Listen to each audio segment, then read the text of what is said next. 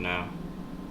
Looking to win tonight by ground and pound. I guess commentate. And, he wants to give a big shout out to his wrestling team, his family, and his supporters. What, me? Instagram Yeah. is hypothetically Nah. Gab. And We don't need audio. something interesting about himself. He likes to stay active. He likes to keep his mind off of fighting. And he practices flipping at gyms. So let's see if he'll get us a win tonight and score a big flip for us. You know, he's making his debut here this evening. He might have forgot his cup. His cup.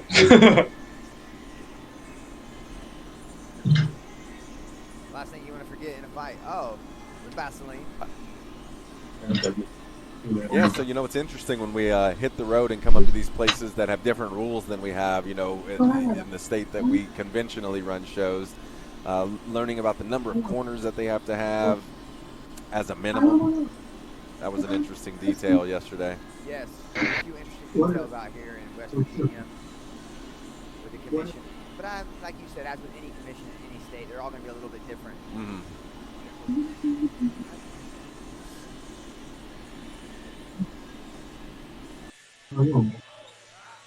All right. That's Gabriel Matamoros. And next up, we're going to have his opponent making the walk. This fight started.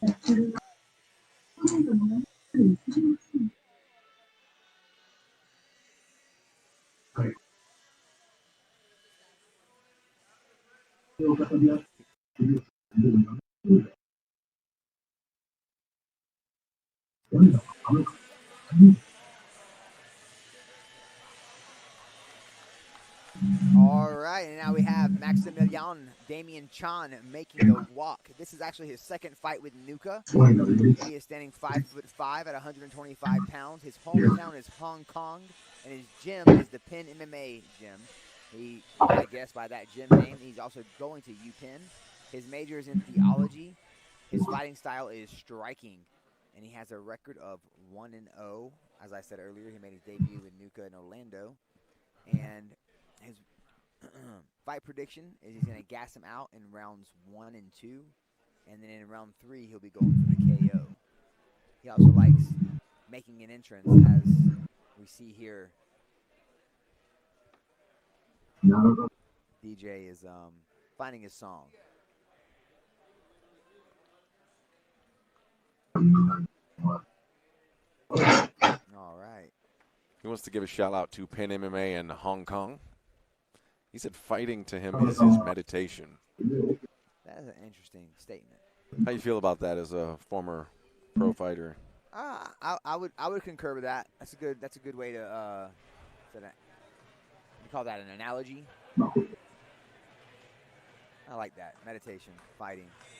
Definitely does keep me grounded, and it keeps my mind off of things. So I remember him when he fought in Orlando. Tough kid. I think he's going to come out with a pace. yeah, he's gonna come out here to fight. I remember he was throwing everything. He had the guy in the kitchen sink in his last fight, so I'm really looking forward to it. And with these flyweights, 125 pounds, and 2-minute rounds, you can go ham. That's another thing, like you said, with different rules and different commissions. You know, up here in West Virginia, the amateur rounds are 2 minutes long instead of 3 minutes.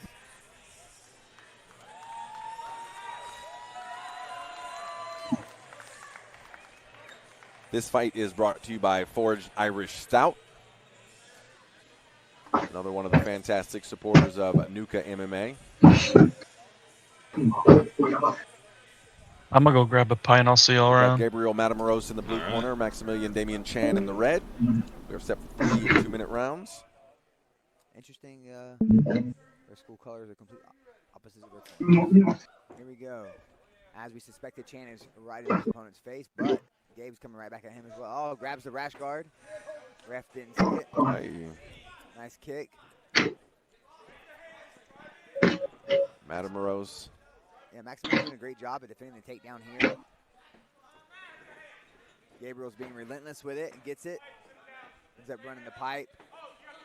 Maximilian now on the bottom. Trying He covers his guard temporarily, opens it up. Doing a good job here, pushing off the hips with his feet, hoping to create some space, create a scramble. Nice. Back to the sprawl, but Gabriel's relentless with the takedown, ends up on top, securing in the guard.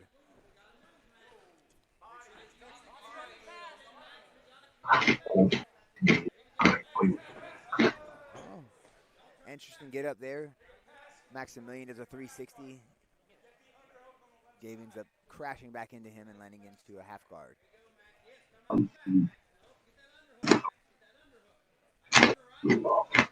Maximilian's doing a really great job staying active there, but Gabriel just creating enough pressure to keep him down. Oh, got to be careful standing up like that.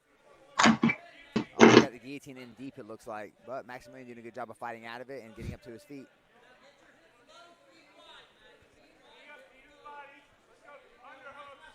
Oh, nice.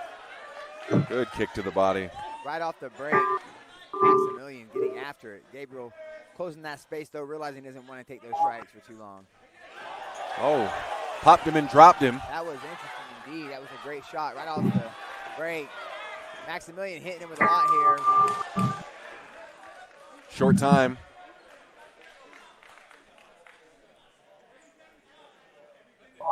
Each guy having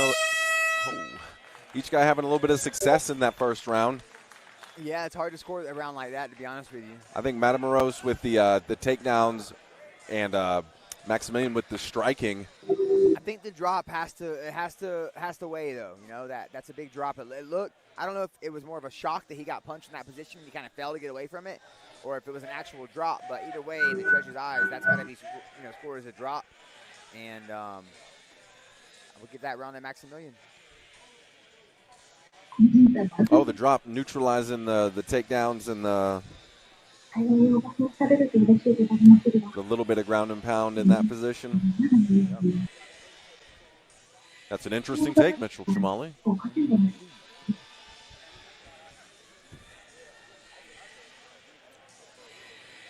Neither guy worse for wear after one round. Gabriel seems to be breathing a little bit heavier than Maximilian, but other than that, they both look very ready to go for round two.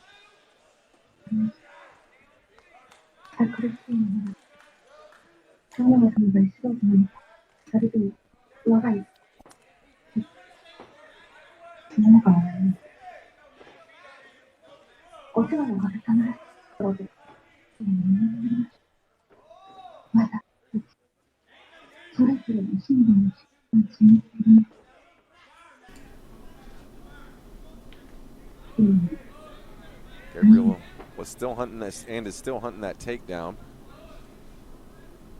Every chance he gets, Maximilian is looking to implement some striking. And now Maximilian looking to take the back. Gabriel doing a great job of using the cage there to kind of cheese grate his opponent off as he goes for the rear naked choke. Maximilian, though, staying busy, keeping his head down. Great, helping him to get up. Gabriel, though, being relentless with that takedown, ends up on top and inside of his butterfly guard. Corner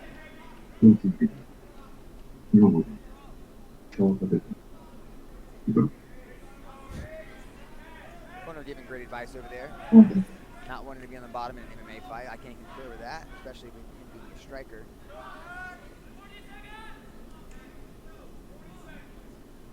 And 2 minutes is not a lot of time to work. We've seen that Gabriel wants to grapple and Maximilian wants to strike. This could be bad. Oh, okay, he got his hand out there. Gabriel's doing a good job of looking to trap the hand and climb him out. Needs to get settled, control that position. Maximilian needs to really shrimp the bridge here and come out the back door. He's already got one hand locked, trapped.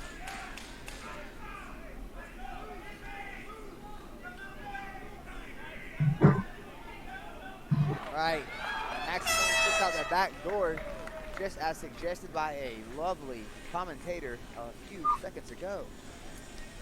Yeah, you know, it's a good way to finish the round, popping up at right at the end, leaving an impression on the judges. But that there was a lot of control there for Matamoros.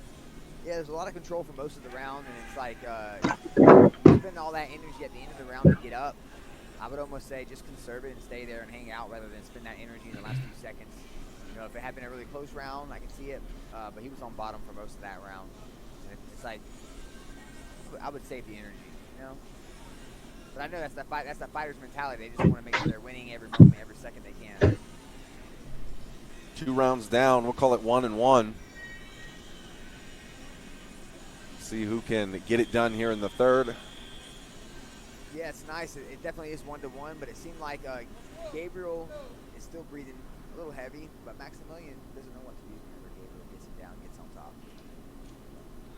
Maximilian needs to move here in this third round, and stick and move is my idea.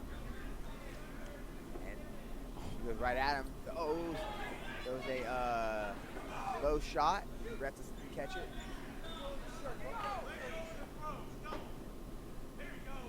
Right to the double. Nice level change out of Gabriel. Gets down Maximilian. Corner giving great advice, telling him to get his shoulders to the cage, start walking up so he can start to escape.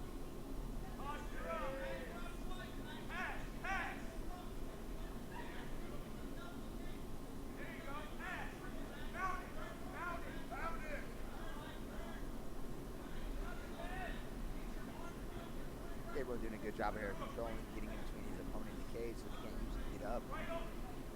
Has the underhook. Oh, Maximilian Gisty starts to stand up and Full mount. There's not much time to mess around. there's not, man. You got 2 minutes and that's it. And, and Gabriel, a nice scramble there. Maximilian ends up on top. Got to get his arm between him and his opponent's body, and he'll be in good, smooth selling from there. Man, now Gabriel's got to get up. There's a minute left, and if Maximilian puts some damage on here, this could steal the fight right here. He needs to stay on top for sure, and he needs to throw some punches because Gabriel did not do much damage in the way of punches while they were on the ground. And Gabriel has the closed guard that Maximilian was not getting from that bottom position. Yeah, it's going to be hard to stand up with a closed guard. You know, almost bad idea to start raining down punches that hard because it incentivized and motivated his opponent to want to stand up. Up to that point, he was kind of just, okay, I'm being here, but gave him that extra encouragement he needed to get the switch and be on top. Short time. Nice, Max. Great fight between these two guys. Maximilian sneaking one little kick there at the end. It'll go to the judges' scorecard. You see the face? Maximilian gave him a little three-piece in there after the fight.